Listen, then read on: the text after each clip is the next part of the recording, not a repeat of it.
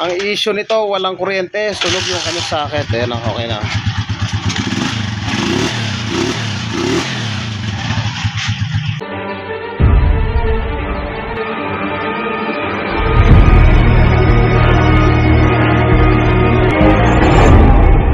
Kumusta kayo mga padreng at welcome back na naman sa ating channel. May dinala rito Rusi Macho. Ang issue ng motor ni boss, walang kuryente. So yan, trace na nga namin dito. Wala siyang kuryenteng lumalabas. So sa pagto-troubleshoot ng ganyang issue, dapat hindi natin hinuhulaan yan.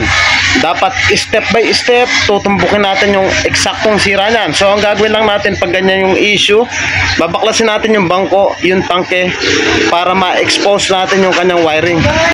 At dito sa kanyang CDI, kung mapapansin nyo, naka 4 pin na yung kanyang CDI. So ibig sabihin battery operated. So gagana lamang ito kapag nasusuplayan ng 12 volts supply itong ating CDI. So tanggalin ko na muna to. So ayan, malinis naman yung kanyang mga terminal. So lipat tayo dun sa kanyang battery, gamit tayo ng test light. So ilagay lang natin yung clip sa negative, tapos papatadyak natin kay boss. Dapat to iilaw. So dapat iilaw.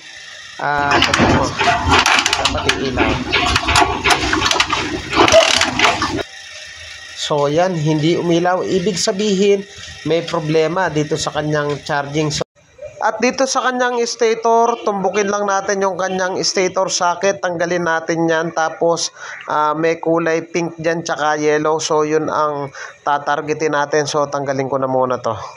At gamit yung kapirasong wire mga padreng, so ang purpose nito para dito natin clip yung ating test light. Dito sa kulay yellow, isaksak lang natin. Okay, tapos yung dulo ng wire, dyan natin i-clip yung ating test light. So, i-clip ko na muna dito. Tapos, papatadyak natin kay boss. Sundutin natin yung kulay pink ng kabilang terminal din ng ating test light. Dapat to, pag tinadyakan, ay iilaw.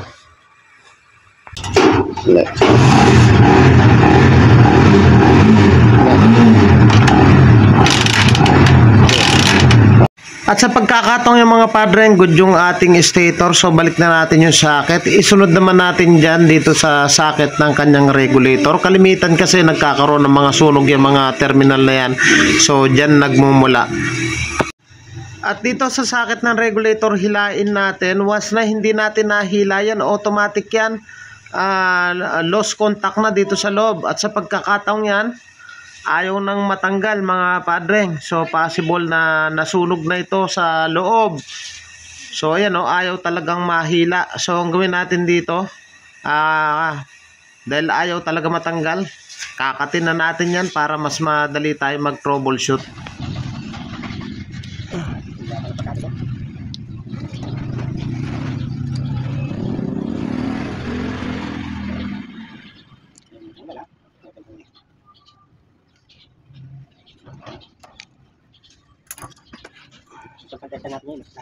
At gamit yung ating test light, ilagay lang natin yung clip sa kulay yellow at yung dulo ng test light sa kulay pink, patadyak natin. Dapat iilaw.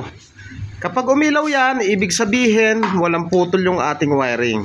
So good. So putulin na rin natin yung socket dito sa kanyang regulator. So marahil na posibleng sira nito dahil dun sa kanyang socket, napakahigpit. Marahil may mga sunog na wire. So gawin lang natin, i-color coding lang natin to.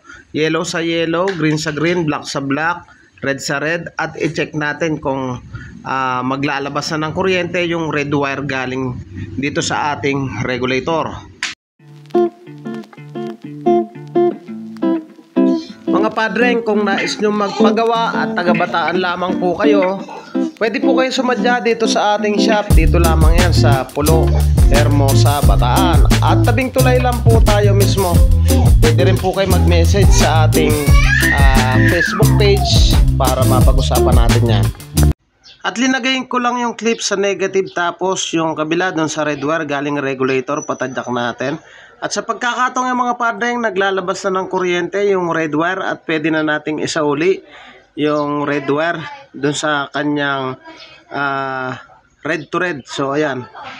So dapat lalabas yung kuryente dito sa positive terminal ng ating battery. So I-check natin yan.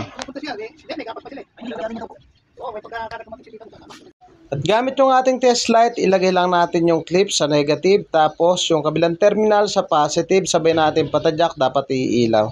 Sa pagkakataong yung mga idol, umilaw na sa unang video, ayaw umilaw, so automatic yan, maglalabas na ng kuryente yan dito sa kanyang high tension wire. May kuryente.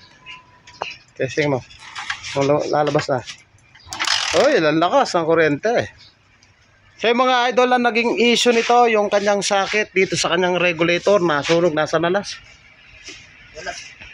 So ito yung kanyang issue, nanikit na, hindi ko na natanggal. So sunog na to sa loob. Kaya kanina sa unang video, ayaw maglabas ng kuryente dito sa positive. So nung tinap natin na panibago, lumabas na siya ngayon, nagkakuryente na at aandar na yan. So abang-abang. Natin yung kanyang bangko, yung tangke, yung wiring, naayos na rin. So lumabas na yung kuryente, start mo na. Last. Pa-start natin. Ang issue nito, walang kuryente, sunog yung kanyang socket. Ayan lang, okay na. Thank you po sa inyo, God bless at mabuhay po kayo.